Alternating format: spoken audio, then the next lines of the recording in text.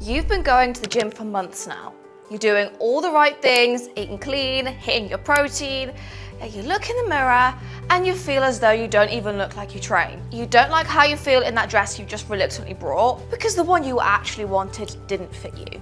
Right now, you're not losing body fat or building muscle and you're stuck in the limbo, which is just so frustrating, isn't it? And this frustration has just left you feeling completely confused. Because why is this happening when on paper you're doing everything right? Well, in today's video, I'm going to talk about you. Not your genetics, not your program, and not how unlucky you are. In today's video, I'm going to explain how your current limiting beliefs are sabotaging you from making any progress. Because the reality is, until you are aware of these limiting beliefs and until you understand how to fix them, those glutes you want, that dress you want to buy, the confidence to be naked around your partner will consistently be a dream rather than becoming your reality. If you're new around here, hi, I'm Estee, a woman's body recon and hormone coach. Here are my credentials, and I create content all about female wellness, hormones, and training in a way that actually supports your body. So if that sounds like something you'd like to know more about, then make sure you subscribe and hit that bell button so you don't miss any future videos. Thing is, I know how easy it is to blame your training program as the reason why you have a lack of progress, because it kind of makes sense, right? Like, you're not making the physical progress you want to, even though you're going to the gym consistently. So surely it's got to be the program that's the problem. But no, it most probably is your mindset that is letting you down. So let's take a deep dive into your limiting beliefs, which you're probably not even aware of, that are actually holding you back. You're probably guilty of this one. I know I most certainly have been in the past. And that is, you are scared to leave your calorie deficit. Because let's face it, you know the calorie deficit has helped you get so far. You've lost that initial body fat and now you're clinging on to your calorie deficit like it's your next best friend. In other words, what I like to call this is you are stuck in calorie deficit jail. Because being in a calorie deficit feels safe. You know you're unlikely to gain any more body fat, and that's just within your comfort zone. But the truth is, this scarcity mindset is exactly the reason why you're not growing muscle, despite how many training sessions you complete, and why you still look the same. Because the truth is, your body needs fuel to grow. So that dream toned physique you have on your vision board and you look at every single day will not come to life without you fueling your body properly. Because toned physiques come from having enough muscle mass and having lower body fat levels. But for you to actually gain the muscle in the first place, you need to give your muscles carbs, protein, progressive overload, and adequate recovery. So if you're currently still eating in and out of a calorie deficit for months and months, now is the time to start reverse dieting, which in other words is slowly building up your calories. Now, I've already done a step-by-step breakdown video on how you can do this, so I'll link that up at the top here. Now, once you start eating more and you start reverse dieting, you might notice another little thought creeping in. And that is, you're scared you'll look bulky if you eat too much. I hear this every single day. Women come to me wanting to grow shape, nice glutes, toned arms, the whole shebang. And then when I break down how we're going to achieve their goal, they have the instant retaliation of, Estee, are you sure that's not going to make me bulky? When you want to achieve a toned physique, we've already covered that you need to grow some muscle so it becomes more visible on your body. But alongside this, you need to mentally prepare yourself to wave goodbye to your goal scale weight. Because your dream body weighs a hell of a lot more than what you think. And if you're always going to be stuck on this goal scale weight number, then you're gonna go round and round in the same circle and be stuck in the plateau, and you're never going to look sexy and toned like you've always wanted to. I'll be honest. The whole bulky concept, I just despise. Because what do you mean you think you're gonna look like this if you lift heavy and eat your protein? Like, girl, I've been lifting and training for goddamn loads of years and I still look nothing like this woman. These extremely muscular women have dedicated their whole entire lives to weight training, strict meal timings, and in 90% of cases, they've dabbled their toes into the world of performance enhancing drugs.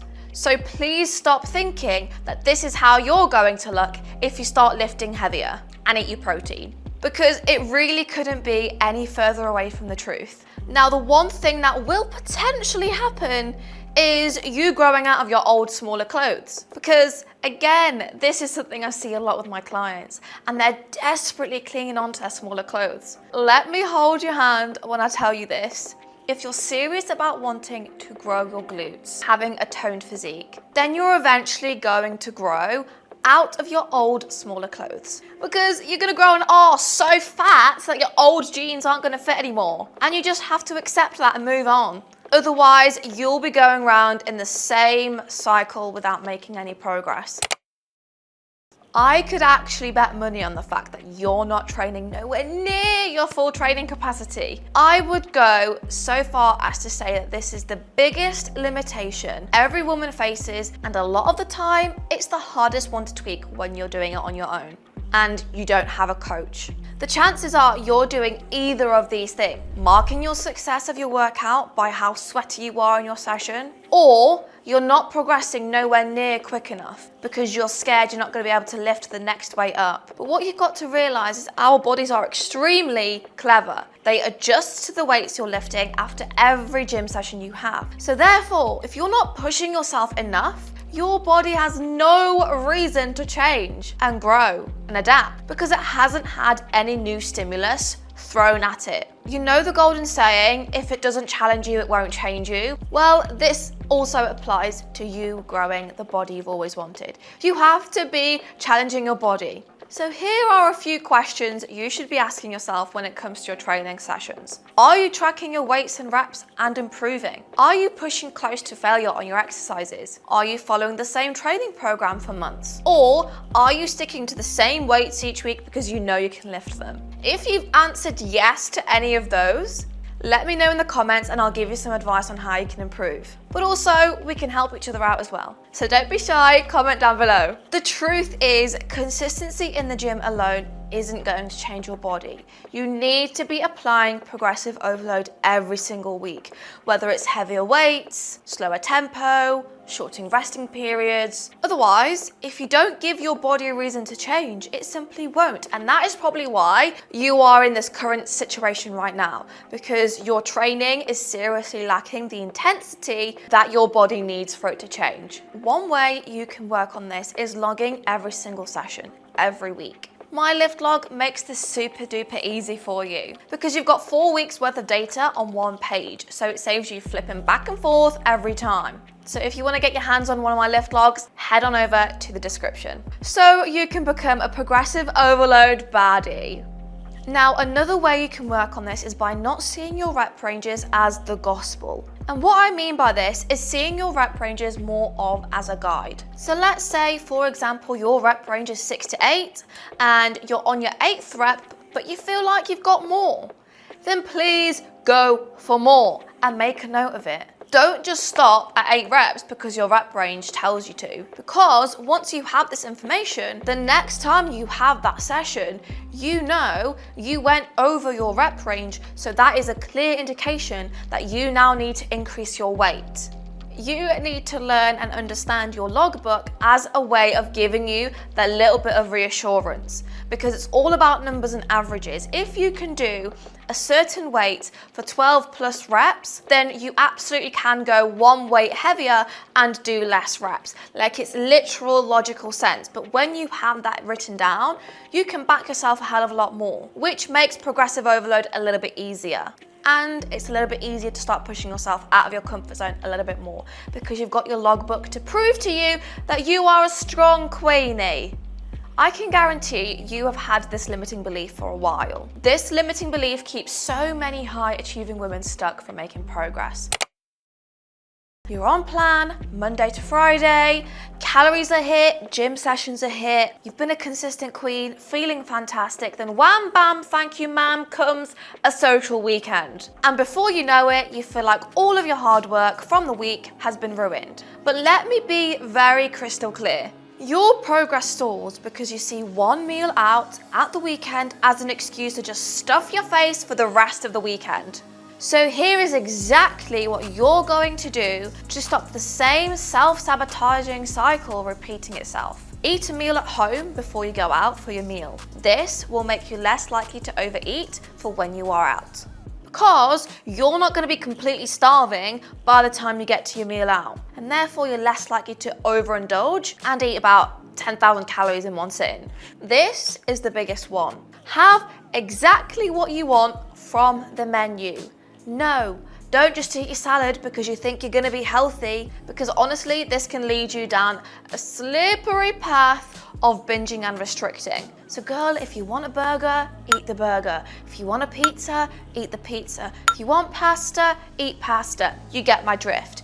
The big thing is you need to learn to appreciate balance, and more so build that self-trust within yourself that one pizza out or one burger out isn't going to make you ruin your progress from the good week you've just had. And the only way you build that positive relationship with food is by putting yourself in that situation and exposing yourself to those types of foods that aren't necessarily the most healthiest. Now, after your meal out, just get back into your usual routine the next day. Get your food shop in. Make sure you are organized. If you don't do some forward planning and you don't have food in the house the next day, then you're more likely to reach for snacks and reach for convenience foods. And lo and behold, you're gonna go down that self-sabotaging cycle of, oh, well, I've just ruined all my progress, so I may as well carry on. No, we are not going down that road anymore. We're gonna stop there. Girl, I understand that right now, you very much feel like you're a work in progress. And whilst you're in this awkward limbo self-improvement phase, your self-confidence is probably non-existent. You probably don't want to go out with your friends because you haven't a thing to wear.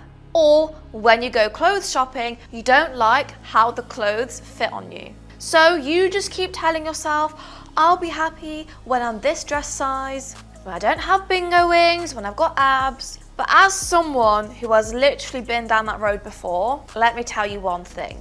Even when you reach your goal, you reach the dream body, you reach everything you want, you still will not be happy or confident. You'll just continue seeking more and more and more. You set higher goals, you want to do the next thing, and you're going to have the same internal self-conflict that you currently have with yourself, even though you've achieved the goal that you want to achieve. Because the truth is, true self-confidence doesn't come from the way you look. It doesn't just appear out of thin air when you've achieved your goals. Self-confidence is reached by keeping promises to yourself every single day, by training when you don't feel like it, eating in alignment with your goals, by building your discipline when your motivation leaves the chat. In other words, the confident woman you aspire to become, that's on your vision board, she's looking toned, sexy, strong. She is on the other side of action, not just reaching a physical milestone. So a little bit of homework for you is just pay attention to how you feel internally after a week where you have kept promises to yourself and you didn't leave a stone unturned. And then how you feel after a week where you've let your standards slip and you let your excuses win. I can guarantee you feel more confidence on the week where you were on it compared to the week where you weren't. And physically, those 2 weeks, not a lot would have changed, but your mindset and your actions are the main driving force behind your self-confidence. So instead of focusing on the aesthetics, focus on your habits and keeping promises to yourself. Trust me, it makes the process a hell of a lot easier. And way more enjoyable too, because you're focusing on the process rather than hyper-fixating on the end goal, which in my opinion, I feel like it just elongates the whole process. So the key takeaway from this video is realizing that the main reason why you're not making progress anymore and have hit a big fat wall isn't because you're broken and not genetically gifted. It's because somewhere along the way, you have adopted limiting beliefs that are keeping you playing small. You're underfueling. You're fearing the scale, you're undertraining, you're letting one weekend ruin your whole entire progress. But here's where the shift really happens. The woman on your vision board who's toned, she looks great, she looks confident, who looks like she trains, who has that tone shape that you really want, who balances social life and discipline and feels confident in her body, has been built by daily aligned decision making. She eats enough, she trains hard, she progresses her lifts, and she doesn't panic over one meal out at the weekend. And most importantly, she keeps promises to herself, regardless of how she feels on the day. So if you truly want to look like you train, you have to stop thinking like someone who's scared of change and start acting like someone who is growing and evolving and actually open to change. Because whilst there is no right time to change your life, you have to mentally start preparing for change. Otherwise, you're going to be stuck exactly where you are this time next year. Because your dream body isn't created by luck. It's created by meeting standards. And the moment you raise yours, everything in your life will change. From the way you carry yourself, from the way you perform at work, from your daily decision making, everything will feel a lot more aligned. You've just got to allow it to happen. So girl, if you're ready to stop going round and round in the same circle and actually build the physique you've always wanted, then check out the links in my description to work with me on a one-to-one basis. And I'll see you in the next video. Bye!